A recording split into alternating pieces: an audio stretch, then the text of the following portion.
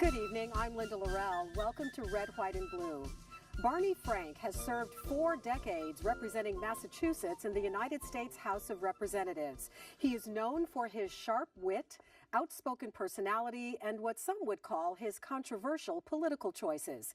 In his book, Frank, A Life in Politics from the Great Society to Same-Sex Marriage, he discusses everything from his lengthy political career in Congress to the emotional toll he experienced living for many years in the closet. So tonight we ask, how does he view what is happening in politics today? How has the country progressed through the years when it comes to homosexuality?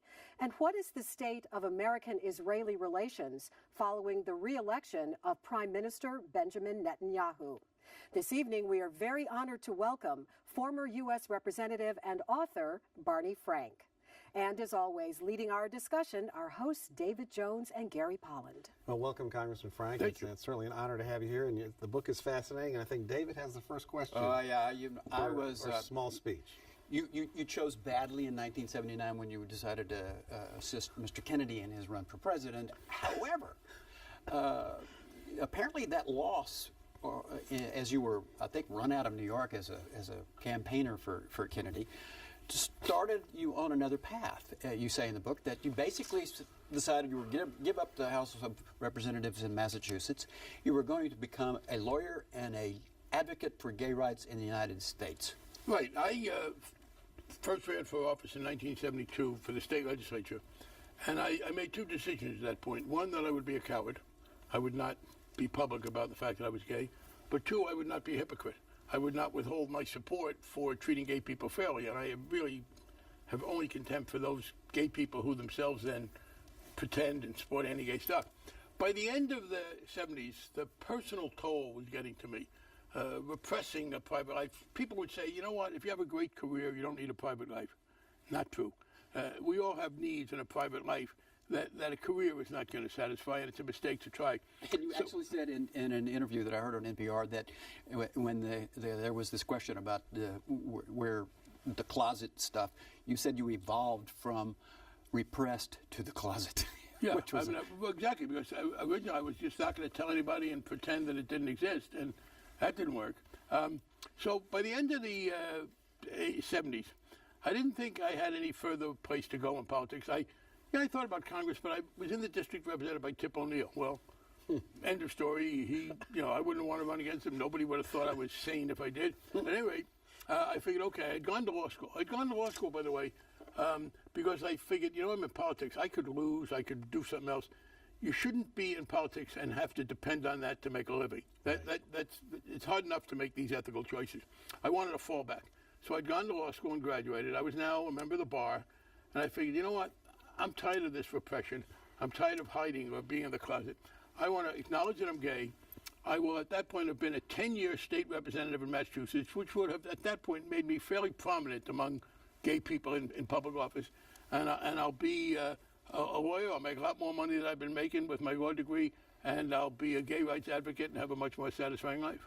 And then John Paul II intervened. That's right. The Pope then decided, apparently, that had to change. Did he know he was helping you out? No. The congressman next door to the district I represented was a Jesuit priest named Robert Drinan, who was very liberal. He'd actually gotten elected in 1970 as an anti-Vietnam War candidate. Brilliant man, dean of the Boston College Law School. And Pope John Paul II, for whatever reason, decided that he should not be in Congress. And was he pro-choice? He voted pro-choice, yes. He said he personally thought abortion was wrong, and that was, to many American conservative Catholics, a terrible confusion. So, actually, Drinan, he was a Catholic. He represented a district that had a significant minority Jewish population, and he used to joke he was a Jesuit. And he said some of the people thought Robert Drinan, S.J., stood for somewhat Jewish. And that was part of it. Yes, but anyway, the Pope told him not to run. We only knew about that for 2 days, and I figured, what the hell, freedom's just another word for nothing left to lose. So I ran and actually got elected. And Drinan did say he was never allowed to see the Pope after that. But he said his one regret was that he couldn't stay in Congress. But his other regret was he never got a chance to say to the Pope, the business with my congressional seat, Did that work out the way you planned? That's right. How many people ran for that, by the way? Well, originally there were 13. Wow. There were 4, and then it came down to I think 4 Democrats and 2 Republicans. Here's the deal: you needed to get 2,000 signatures in 2 days, so wow, it got winnowed. I mean, there was this race for So signatures. you won the nomination and you went up against a Republican incumbent. No, that was 2 years later. The guy I ran against, look, 1980 was a bad year for the Democrats. And I ran against a guy who'd not been in politics before. He'd been a dentist, retired from the Army. He'd been a member of the John Birch Society, but it was a good year for Republicans. And I had a very tough primary fight against a more conservative Democrat. The Massachusetts Democrats were then split. It's gotten more unified. So, and in Massachusetts, our primaries are only 6 weeks before the final election. That's not enough time for hard feelings to heal. No. So I barely won in 1980 because I was one of the few Democrats who won. That was a year when people like Senator Birch Bayh and Senator Frank That was Church. a Reagan landslide. Yeah, the Reagan. Right. The Pope cleared the way for me, and then I got elected with Ronald Reagan. So I got used Ronald to- Reagan's coattails. I did. So I misidentified the It race. was 2 years later. Where you were aided by a Texas congressman who said on the floor in a debate about supporting tax cuts for the oil industry, the eyes of Texas are upon us, and to which you replied, That was Jack Fields. they're also in our That was pockets. Jack Fields, who I'm sure many people listening to us voted for. Jack was the guy from Houston. Right. And someone said to me, were you close to any of the Texas congressmen? I said, well, actually, I was very close to Jack Fields. Our lockers were next to each other in the House gym. So Jack and I used to talk a lot. And we had this debate on the tax bill, the Reagan tax bill.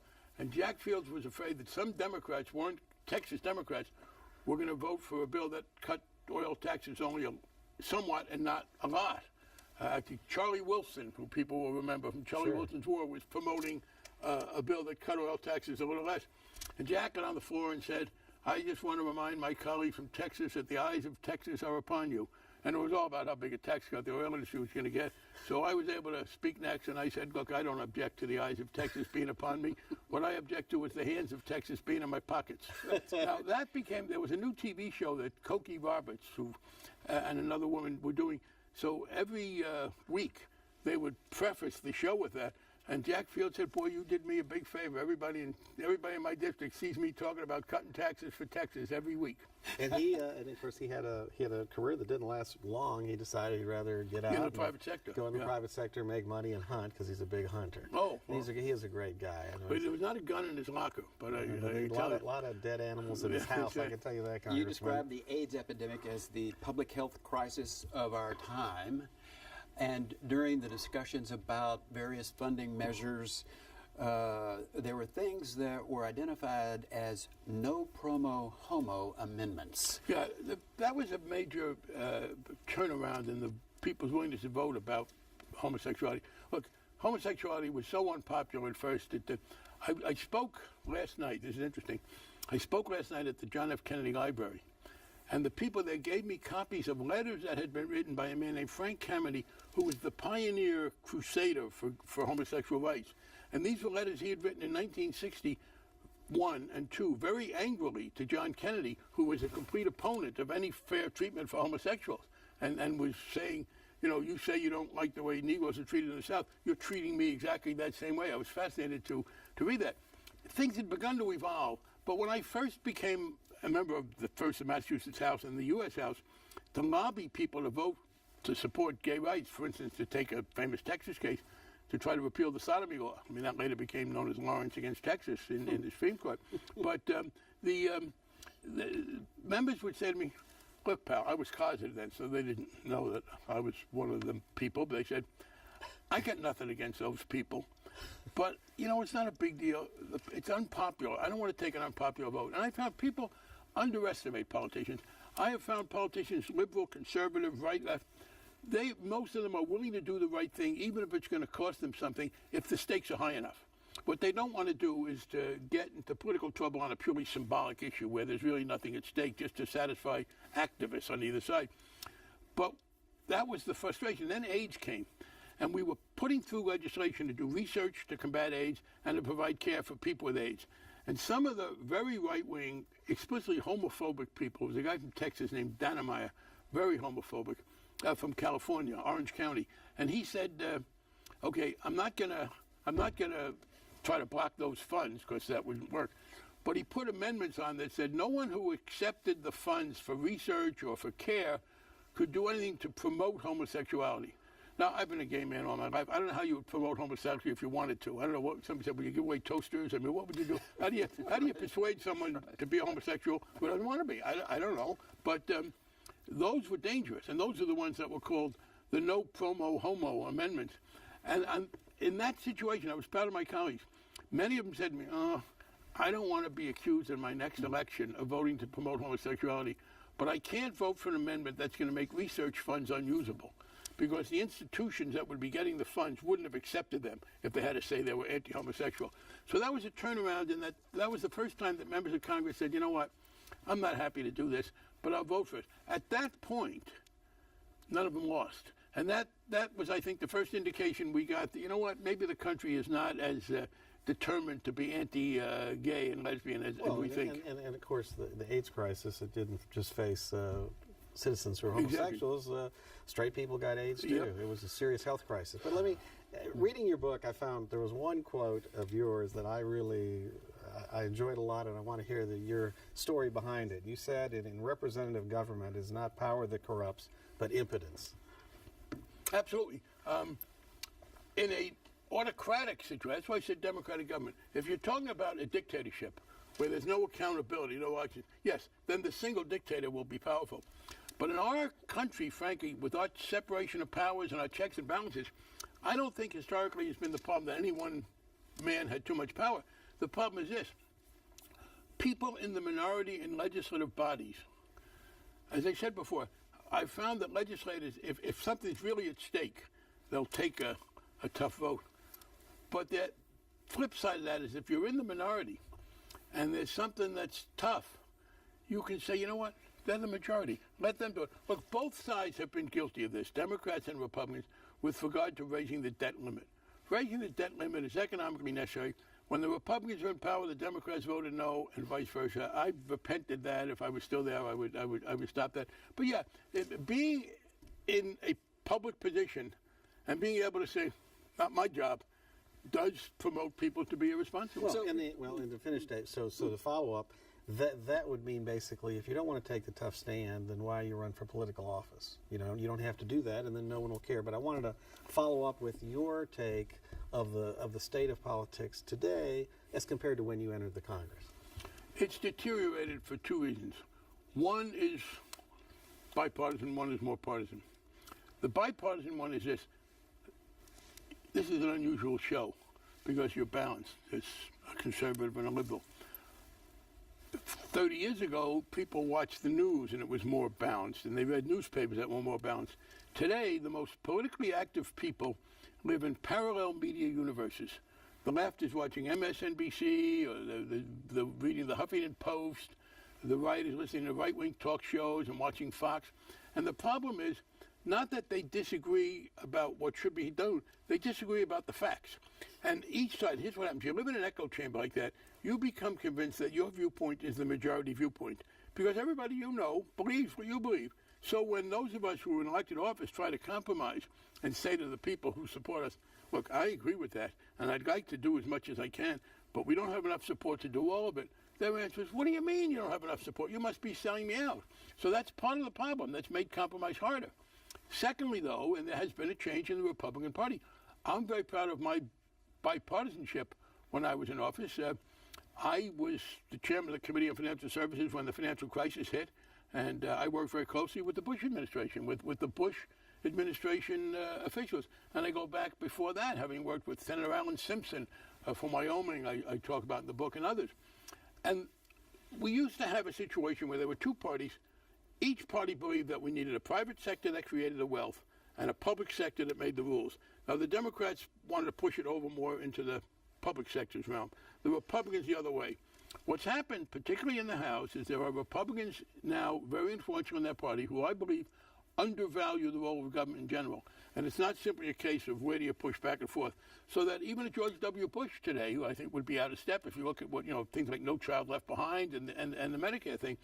And I think that is the problem, that there are people in the Republican Party who really do not think government has a positive role. And that's introduced an element of I think, instability. Well, let's talk about two events, major events and debates in your world in the 90s where government failed you.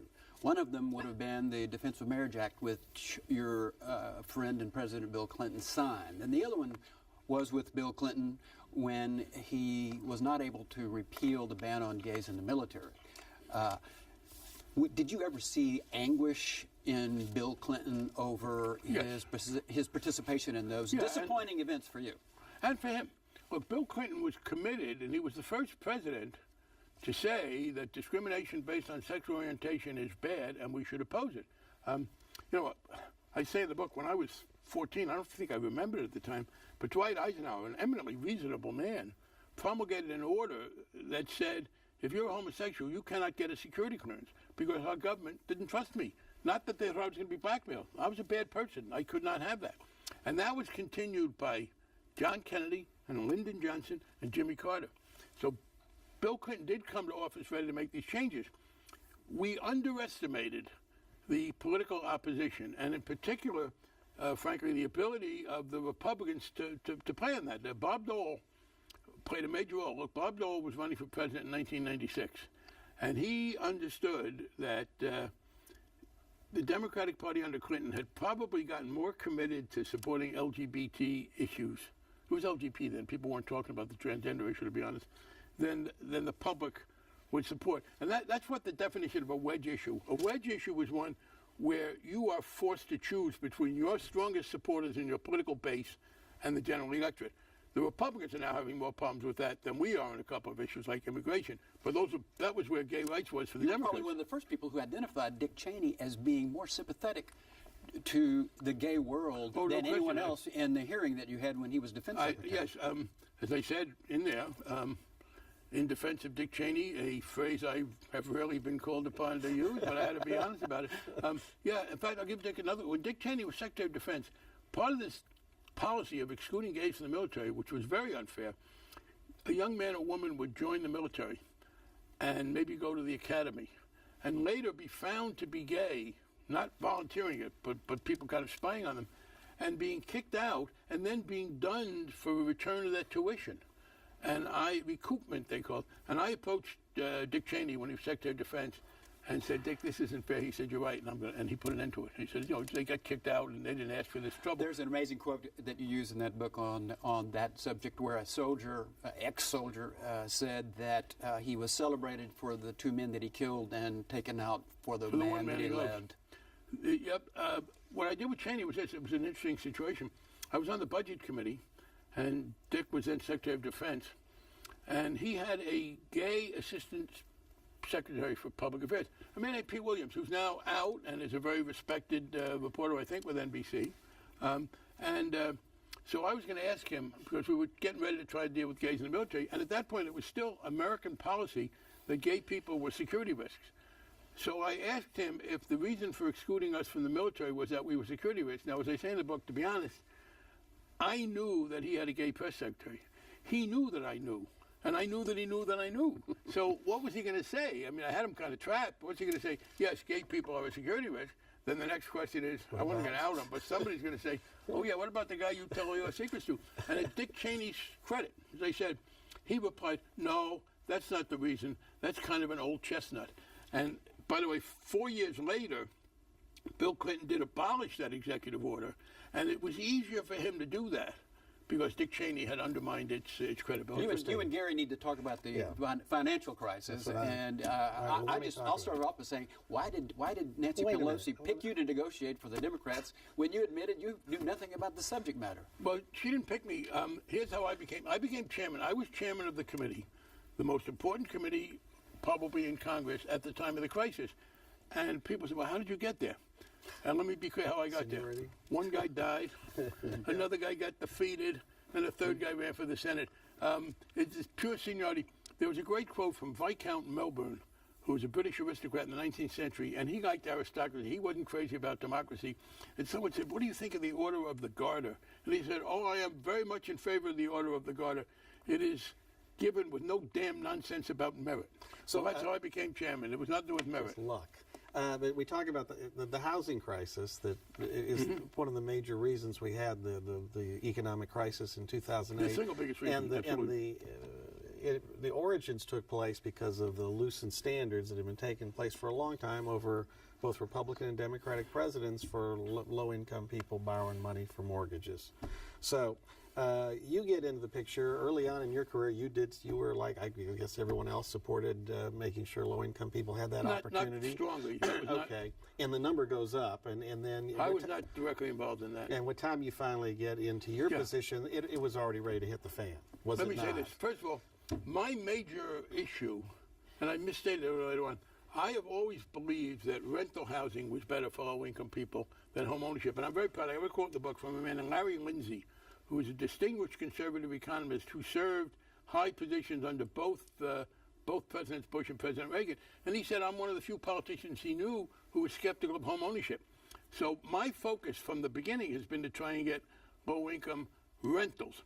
And I was not directly involved until I mostly got involved when I became the senior Democrat in 2003. But before that, well, for example, I talked before, there was a law passed in 1992, a bill was signed that reorganized Fannie Mae and Freddie Mac. I had very little to do with that. I was low down in the committee. George H.W. Bush signed it. It had a bipartisan majority. 2 years later, other Democrats passed a bill that said to the Federal Reserve System, stop the bad mortgages from being made. I did not have a major role in that. As I got more senior, I did, and at that point in the early part of 2000, it became clear to us that there was a problem with the loans. And, of course, it accelerated to a significant degree. And so how did this happen? Was this the result of everyone trying to do good and, in fact, doing bad? It's the first thing that made it possible, Gary, was a change in the economic model, and it was this. You and I talked about earlier mortgages. When you got a mortgage, you mentioned you were very carefully frisked by the people. Absolutely. Lots of paperwork. But that's because you were going to repay the person who made the loan. All right. And then then the situation changed for two reasons. First of all, a lot of money came into America from outside the banks, from the OPEC, oil-producing countries, from Japan and China with their surpluses in trade. Secondly, and this is very important, information technology. It became physically possible for a bank to lend 1,000 people money, and instead of waiting for each of them to pay it back, package them into a security, sell it. And at that point, you made the loan, and you didn't care whether the borrower could pay you back or not, because you sold that loan, and it was somebody else's problem. And so that made it possible. Then came the notion that wouldn't it be good, both parties, to have low-income people own homes. And that's when I have to say I was something of a skeptic. And I once had this argument with Larry Summers. And I said we should do rental housing. And he said, oh, no, home ownership is the only way. In the history of mankind, no one has ever washed a rented car. And I didn't think of it at the time, but what I should have said was, no, people wash leased cars. And the rental housing is more like a leased car. And then what happened, we did, in 1994, other Democrats, I wasn't the major one, did say, you know what, there's no more lender responsibility to only make good loans. Let's ask the Federal Reserve to enforce it. At that point, Alan Greenspan announced that was a violation of free enterprise, and with the support of the Clinton administration, because they were then in power, he refused to use this power to stop it. I then thought we could do a two-track. Yes, there was pressure to have Fannie and Freddie do more. My own interest was trying to get them to do more rental housing, where they did okay. But what many of us thought we could do, beginning, say, around 2000 was, here's the deal. Yes, we do want low-income people to get loans, but we want to make sure that the bad loans can't be offered. So we tried at first to limit the bad loons and allow the good loans. Hey, it didn't work. 30 seconds. Are you proud of Dodd-Frank? Oh, yes, I am. Yeah, I think it was a very responsible response, and I think it has, well, let me put it this way. People said it was going to kill the market. The Dow's about tripled since we did it. The economy's gone well. Some of my friends on the left were upset that we didn't destroy the bank. But with the economy weak, that would have been the worst time to do something that would have been further disruptive. And you're still friends with Miss Warren, I hope, and the Senator of Massachusetts? Turn the book over. Oh, she's one of my blurbers. Oh, there she's is no greater act of friendship than to be a blurber for And someone else's book. and it didn't cost you a penny. No. Should she run for president? No, and she's very smart about that. In the first place, some of my liberal friends say, boy, we want to have a tough primary fight. My answer to them is, time's up. Yeah, Barney. well, we'll have to save it for when you come back with my your only answer is, sequel. do they really want to do what the Republicans did in 2012 to Mitt Romney? And I think the answer is no.